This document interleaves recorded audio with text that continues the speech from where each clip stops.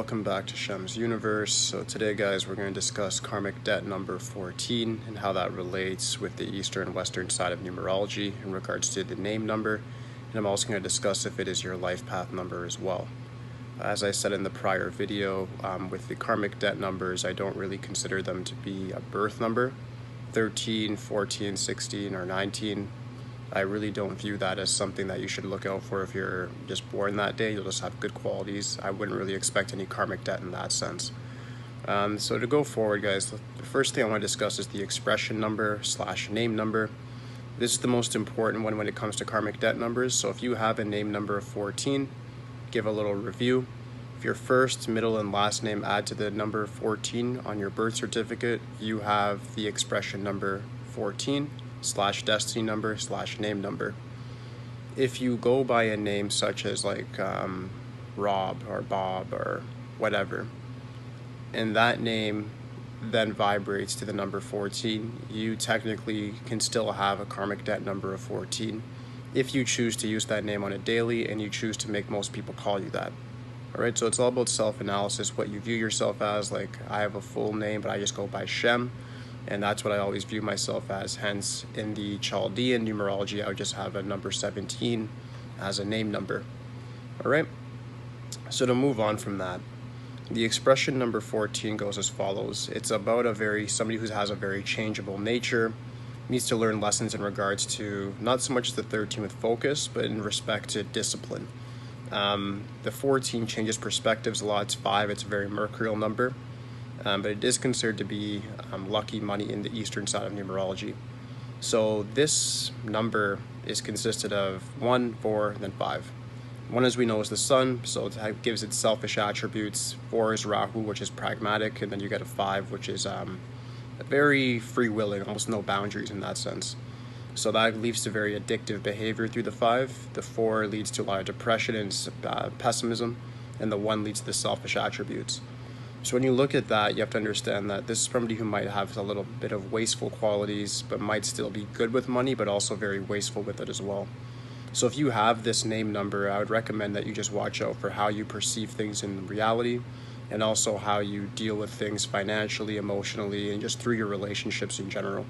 Try to have consistency. Consistency will bring momentum, and momentum is the key to success.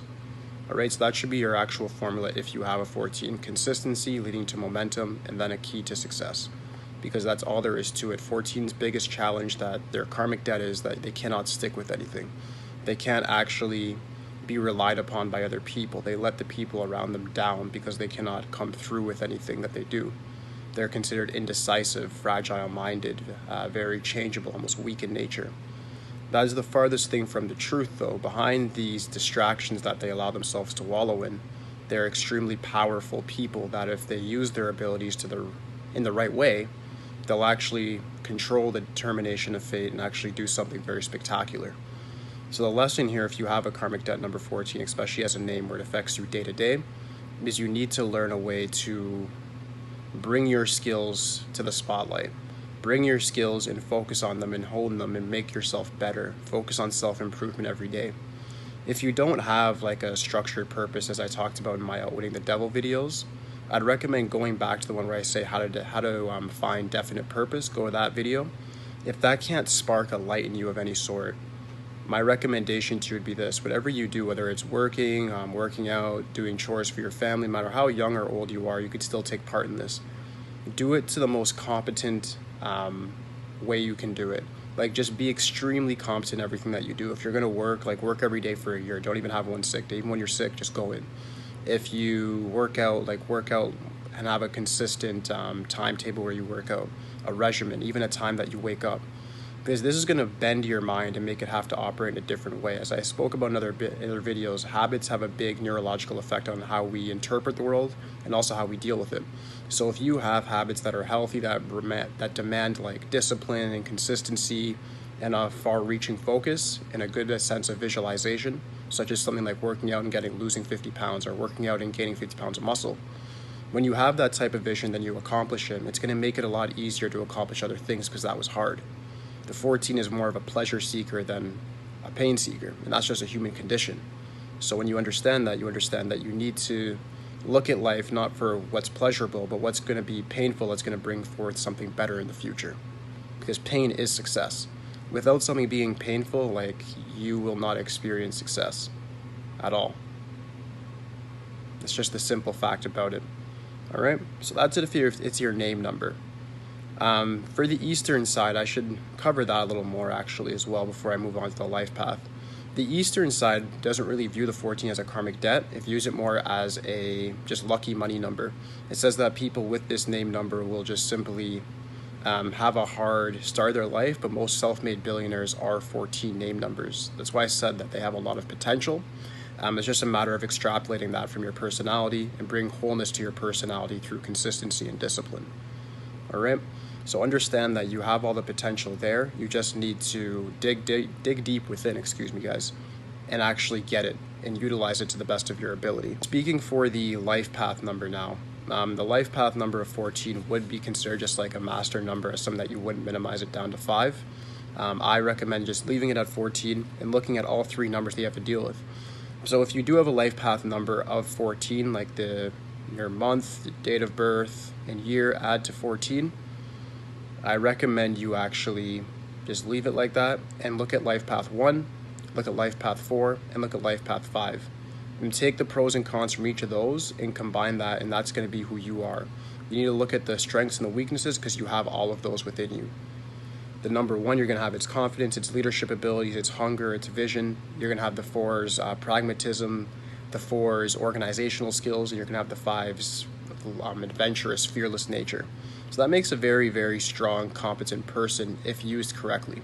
What generally happens is people with this life path end up just having a life more so of partying and pleasure seeking, as I said with the name number, and they end up not accomplishing much. But then there is another set that do accomplish a lot, just based upon the fact that they have all of these skills within them. So it's very easy for you to make money with a life path number 14. This is called the fast money. You need to just understand that, like, you can't just do things that are illegal just to make money just because you have this life path. Do things that are going to benefit other people and also benefit yourself. Present value to the marketplace and you will be repaid through general compensation. Make the sacrifices now and reap the rewards later on.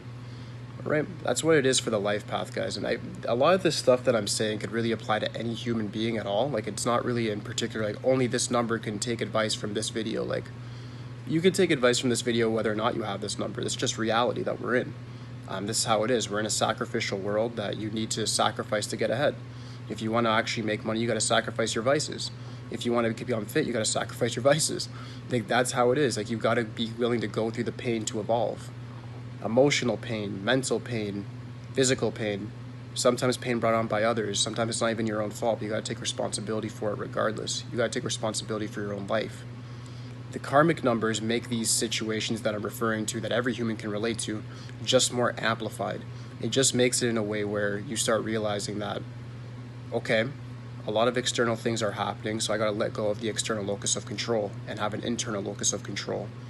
Pivot fate in my favor and go with that. Go with that momentum. Understand that you have the capability to overcome all of these obstacles being presented to you. The thing with the karmic numbers is because they have such a high karmic vibration, as I said in the 13 video, when you overcome their challenges, they reward you vastly with riches and with wealth and with a life that you can never even dream of. That's the thing. It can either be rock bottom for you or like right at the top. They say life path 8 is the highest karmic destiny number. It's the major destiny number where your fate's already chosen for you. You pretty much lost your soul already, blah, blah, blah. I'd argue that the master numbers and the karmic numbers have a higher vibrational accord than the 8, because at the end of the day, you guys have a lot of debt to pay off to the universe. The universe looks at you like you are in debt as soon as you're born. If you can pay off your debt and also use those good deeds that you had to use to get out of that debt, you're going to be very highly successful, because the challenges that you get to overcome are not nearly as challenging as like what I have to go through or what anybody else within the life path series of 1 to 9 have to go through. You're doing something that's actually a little bit harder based on whatever you did in a prior reincarnation. So look at it like that. Look at it like a challenge with a huge, huge benefit for you at the end. A life-changing benefit, something that can change your whole family lineage. You can go down in history as a legend for all you know. That's what I want to inspire in a lot of people when I do these videos. I want to make sure you guys understand that you have the opportunity to make a major difference in your life, but you have to apply the principles that I'm telling you, and you have to change your mental just your whole mental coordination, everything that's going on up here needs to change. The mindset needs to change. The way in which your body works needs to change. You need to change your whole subconscious reasoning faculty and make it something that's different. Make it something that's more effective for you.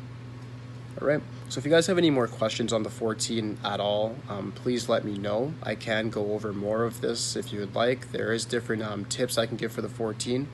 But if you guys are interested, just leave it in the comments for me. And please like, subscribe. Holla at me. 16's next.